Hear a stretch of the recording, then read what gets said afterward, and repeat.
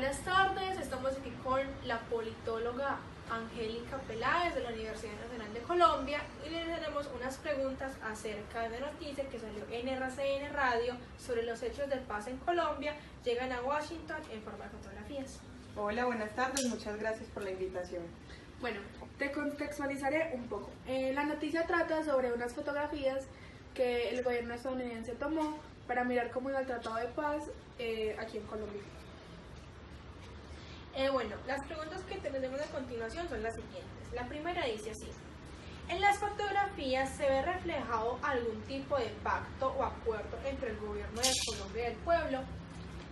Yo diría que sí, esas fotografías reflejan que hubo un proceso en el que el gobierno nacional se sentó con las bases, se sentó con la población campesina y con la población civil de Colombia, en donde realizaron unos acuerdos, en donde se tomó en cuenta tanto lo que decía la comunidad como lo que el gobierno quería aprobar con las FARC.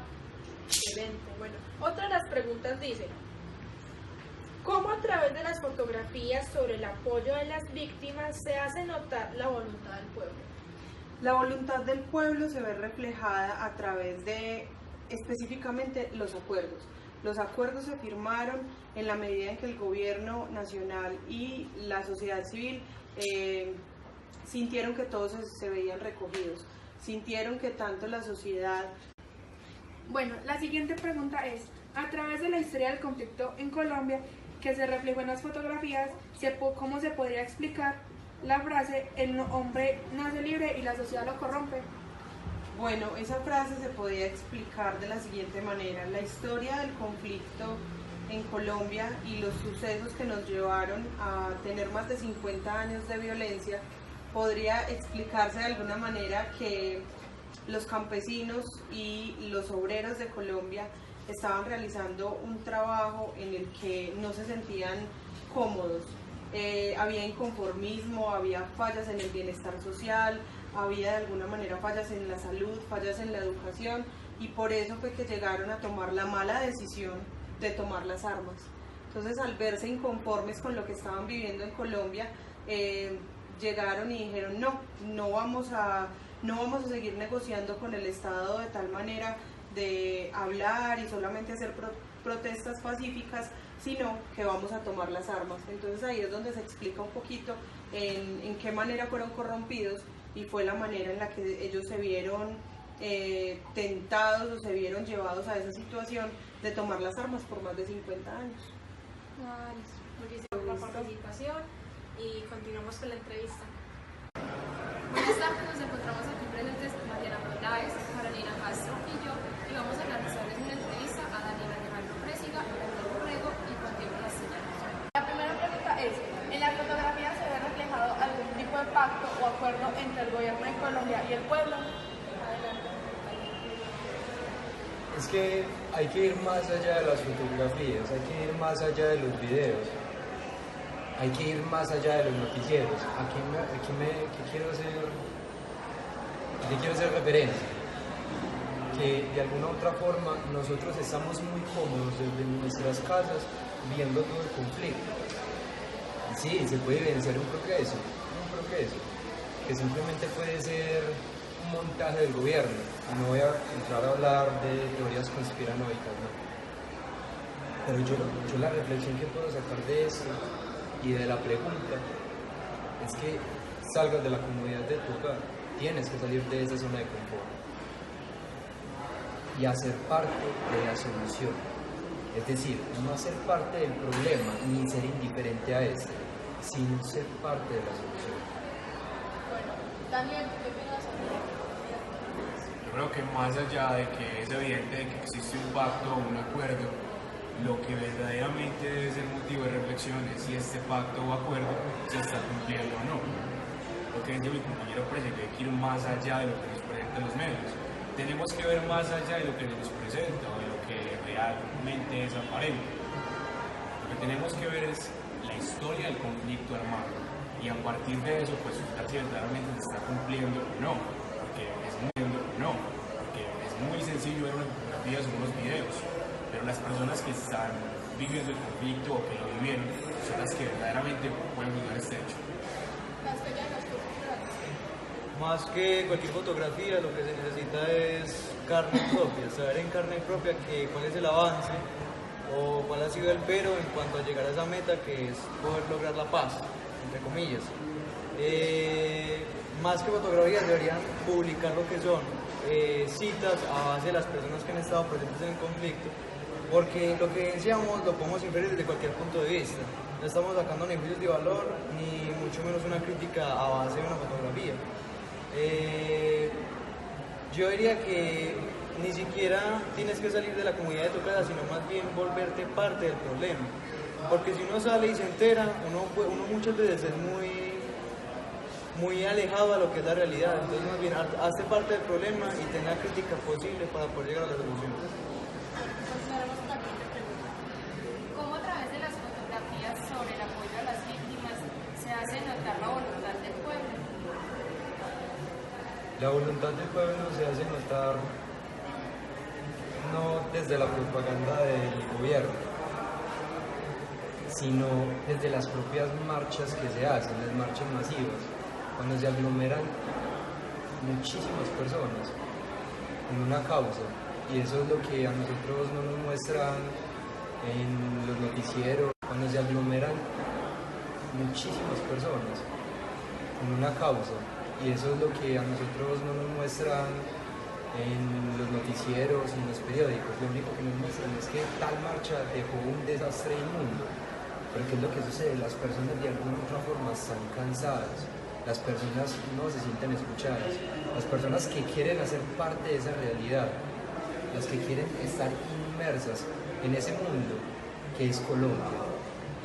No lo que nos hacen ver por televisión, no lo que nos hacen ver por una fotografía, sino lo que pasa en carne propia. Ese tipo de personas que quieren un mejor lugar. Yo creo que el más interesado en que haya paz es el pueblo, porque es el directo afectado en medio de los barrios, las FARC y el gobierno. Más allá de que haya un contrato de paz, la paz no es solamente palabras, no es solamente propaganda, no es solamente la fotografía, sino también la paz es armonía. No solamente se trata de una fotografía o de un acuerdo, se trata evidentemente de asumir la paz como un modo de vida, como un concepto que como país y como pueblo hermano, o sí, debemos aprender. La voluntad del pueblo siempre ha estado presente porque, insisto, son los menos favorecidos en cuanto a que existe el conflicto.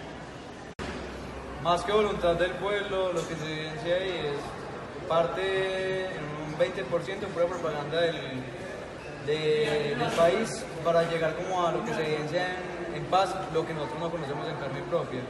Pero voluntad del pueblo solo se halla cuando haces parte del pueblo. Más que todo, sal de la casa, toma tu criterio, toma tu voluntad, haz parte de aportar más que todo a esa paz, y ahí vas a encontrar una respuesta certera en cuanto a qué es voluntad del pueblo.